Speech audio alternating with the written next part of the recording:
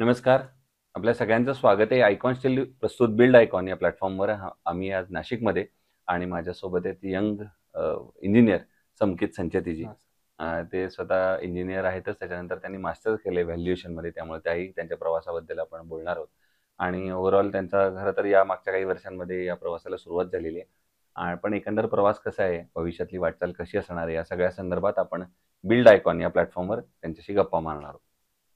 नमस्कार. नमस्कार. तर गप्पांना आपण अर्थातच सुरुवात अशी करूया थोडीशी तुमच्या शैक्षणिक पार्श्वभूमीपासून. शाळा कुठली होती? मग कॉलेज कुठलं होतं? सिव्हिल इंजिनिअरिंग या फील्डमध्ये येण्यासाठी तुम्हाला इन्स्पिरेशन कोणाकडनं मिळाली? आणि मग मास्टरपर्यंत म्हणजे के-जी टू पी-जी हा प्रवास कसा होता? आणि पर्टिक्युलरली व्हॅल्युएशनमधनं तुम्ही मास्टर्स केलंय, तर त्याच्याबद्दल पण आणि त्याच्या स्कोपबद्दल पण काय सांगाल? माझी स्कूल रंगूबाई जुन्नर होती, ती नाशिकमध्येच होती. मी हं, डिप्लोमा चांदवडवरनं केलं एस-एन-जे-पी. हं, डिग्रीसाठी मी ठाण्याला गेलो होतो, ए-पी शाह कॉलेजमध्ये. हं, हं. आणि मास्टर्स मी नाशिकमधनं केलंय, संदीप युनिव्हर्सिटीमधनं. बरं. ते व्हॅल्युएशनमध्ये तुम्ही मास्टर्स केलेलं आहे, हो. तर त्याबद्दल काय सांगाल तुम्ही? व्हॅल्युएशन म्हणजे फील्ड कसं आहे? भविष्यात स्कोप कसा असतो त्याला? व्हॅल्युएशन म्हणजे एक आपण व्हॅल्यू देतो बँकला किंवा अ, बाकीच्या फायनान्स कंपनीला ज्या ज्या हिशोबाने ते क्लायंटला लोन देऊ शकता. बरोबर. बँकला एक ॲक्युरेट व्हॅल्यू नसते माहिती. तर ते त्याच्यासाठी व्हॅल्युएशन करता आणि ते लोकांना खूप बेनिफिशियल आहे. बरोबर, बरोबर. आणि या फील्डमध्ये तुम्ही कुणाच्या प्रेरणेमुळे आलात किंवा इन्स्पिरेशनमुळे आलात? माझे पप्पा पण गव्हर्नमेंट व्हॅल्यूवर आहेत. त्यांनी अच्छा. आय-बी-बी-आयची एक्झाम पण दिली आहे. अरे वाह! तर ते एक सगळ्यात मोठे माझे इन्स्पिरेशन आहे बरं. आणि काका पण माझे एक इन्स्पिरेशन आहे. अच्छा, तेही या क्षेत्रामध्ये आहे हो. त्यामुळे बरोबर.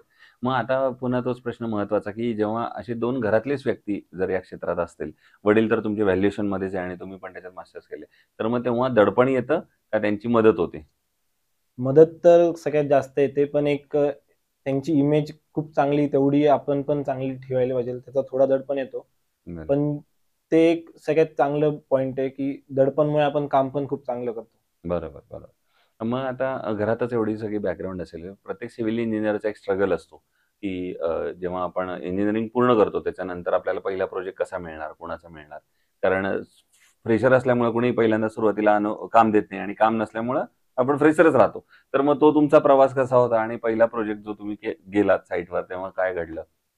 मेनली पप्पा आणि काकाचा हेच विचार होता, की हे स्ट्रगल थोडा लाईफमध्ये बघायला पाहिजे मी. हं, हं. म्हणजे दोन्ही सिव्हिल इंजिनिअर आहे, तर मी फक्त जाऊन बसायचं हे त्यांचं मोठं नव्हतं. म्हणून बरं, त्यांनी पहिले मला 1 वर्ष जॉबला पाठवलं होतं. बरं. मी ए-बी-एस डेव्हलपर्समध्ये जॉबला होतो. तिथे माय-वन स्ट्रक्चर होतं.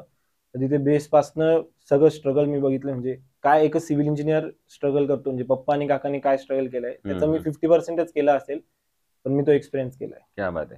पहिल्याच प्रोजेक्टवर तुम्ही माय वन स्ट्रक्चरमध्ये काम केलं, तर त्या स्ट्रक्चरबद्दल आणि त्या तंत्रज्ञानाबद्दल काय सांगाल? माय वनबद्दल? जे जे आमचे प्रोजेक्ट आहे ते जास्त माय-वन नाहीये. तर त्याच्यात वेळ लागतो हं. आणि माय-वनमध्ये फास्ट होतं. बरं. तर ते मला खूप युजफुल होतं, की म्हणजे मी आमच्या ह्याच्यात पण ते यूज करू शकतो पुढे. बरोबर, बरोबर. आणि माय-वन टेक्नॉलॉजीमुळे फास्ट कन्स्ट्रक्शन होतं आणि त्याचं युजफुल पण खूप आहे. ब्रिकवर्क कमी होतं. जास्त करून काँक्रीट वर्क राहतं, तर त्याची स्ट्रेंथ जास्त राहते बरोबर. As compared to brick. नक्कीच. जेव्हा आता तुम्ही या क्षेत्रात आलात, आपण साइटवर जायला सुरुवात करतो, तेव्हा अर्थातच आपली पहिली भेट ही लेबरसोबत होते आणि त्यातले बरेचसे लेबर हे अनस्किल्ड असतात. हो. तर मग तुम्ही ते कसं मॅनेज करता? त्यांना कसं समजावता, की जे तुमच्या डोक्यात आहे तेच ते करतायत की नाही? हे कम्युनिकेशन आणि मॅनेजमेंट कसं चालतं लेबरबरोबर? कम्युनिकेशन आणि मॅनेजमेंट थोडी तर अवघड राहते, पण ॲज अ फ्लो एक्सपिरियन्सनी पुढे होत राहतं. हं. पहिले स्टार्टिंगला अवघड जायचं. ते ऐकायचे नाही किंवा त्यांच्यामुळे ते ऐकायचे नाही, त्यांच्यामुळे मला सीनियर्सकडनं बोलणे बसायचे वगैरे. बरोबर, बरोबर. पण तर नंतर होत गेलं ते. मग हळू-हळू तुम्ही त्यांच्याशी रुळलात, हळू हां, त्यांना नंतर त्यांनाही कळायला लागलं, की हे यांचंच ऐकायचंय असं. म्हणजे त्यांना तुमची भाषा कळायला लागली का तुम्हाला त्यांची भाषा कळायला लागली, ज्यामुळे सोपं झालं? दोघांना, दोघांना दोघांना. एकमेकांची भाषा कळली. हां, मग ठीक आहे. मग दुसरं आणखीन एक महत्त्वाचं म्हणजे तुम्ही रेसिडेन्शियल प्रोजेक्ट्सवर काम करताय. तर त्याच्यामध्ये बऱ्याचशा कस्टमरचं असं म्हणणं असतं, की आमचं बजेट कमी आहे किंवा इतक्याच बजेटमध्ये करून द्या आणि इंजिनिअर म्हणून मग आपल्यावर जबाबदारी येते, की आपल्याला तर चांगलं क्वालिटी काम करायचं असतं, जे पुढचं 50-60 वर्ष टिकेल. तर मग अशा वेळेला बजेट आणि क्वालिटी या दोन्हीचा समतोल तुम्ही कसा साधता मग? अ, त्यांना थोडं कन्व्हिन्स करून, की थोडा बजेट वाढवा हं, आणि आपण पण बघतो, की कुठून बेस्ट क्वालिटीचं मटेरियल कमी बजेट मध्ये भेटू शकतं. ते हं, आपण हं. ट्राय करतो आणि दोघांचं रिलेशन चांगलं राहायला पाहिजे म्हणून एक ते ट्राय राहतं. बरोबर. तुम्ही इंडस्ट्री प्रोजेक्ट्सवर पण काम करताय काही प्रमाणात.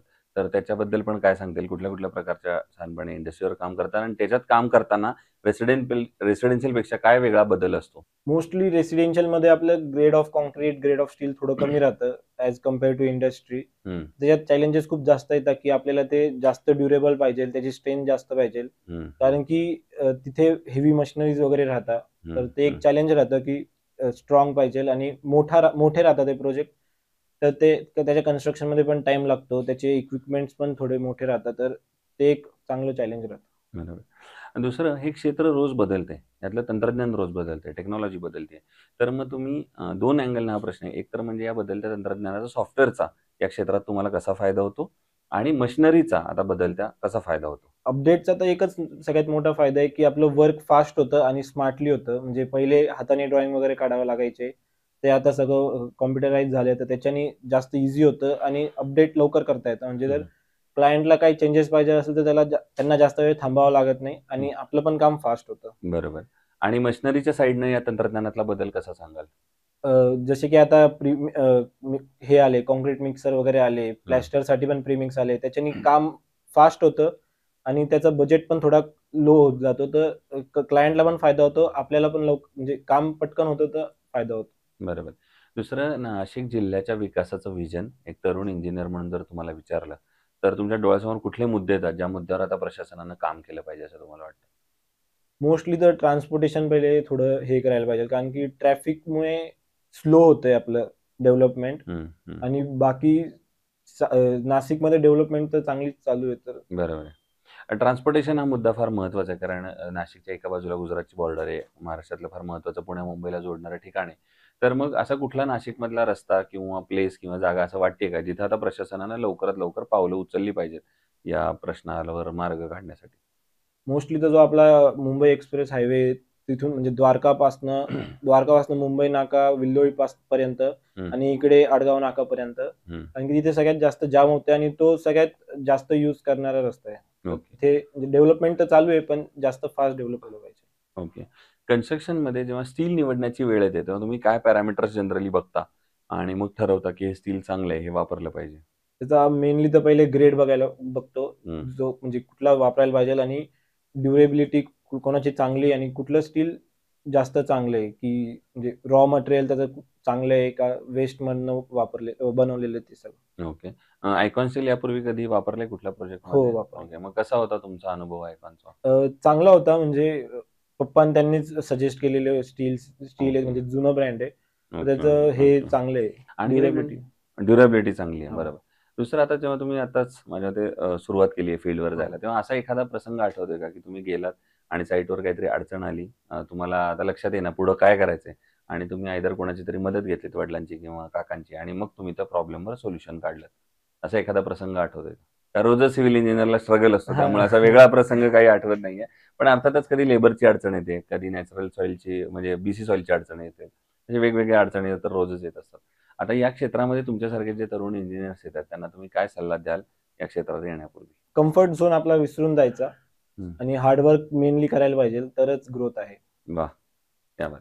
सो हे होते इंजिनिअर संकेत संचेतीजी आणि त्यांनी सांगितलं त्याप्रमाणे हे फील्ड आहे, ज्याच्यामध्ये अर्थातच कॉम्प्युटरवर बसून किंवा ऑफिसमध्ये बसून करण्याचं काम फार कमी आहे हो. एका प्रमाणात सिव्हिल इंजिनिअरिंगमध्ये. तर सिव्हिल इंजिनिअरची जास्तीत जास्त गरज ही त्या साईटवर आहे. तुम्ही जास्तीत जास्त प्रोजेक्टवर जावा. ज्यांनी आता त्यांनी सांगितलं त्याप्रमाणे लेबरची भाषा समजून घ्या. त्याच्यानंतर बाकीच्या लोकांशी कोऑर्डिनेशन, कम्युनिकेशन ठेवा. तर या क्षेत्रात तुम्ही यशस्वी व्हाल आणि पुढे वाटचाल तशी करू शकाल. पुन्हा एकदा आपले मनापासून आभार, की तुम्ही आलात. आत्ताच तुमच्या ह्याला सुरुवात झालेली आहे एका अर्थानं करिअरला. हो. पण 2 स्ट्राँग पिलर जसे बिल्डिंगला लागतात, तसे 2 तुमच्या 2 घरातच आहेत. आहे. त्यामुळे भविष्यात सुद्धा तुमची वाटचाल नक्कीच चांगली होईल याबद्दल काही शंका नाही. तर अशाच आयकॉनिक प्रोजेक्टसाठी आयकॉन स्टीलकडून मनःपूर्वक शुभेच्छा.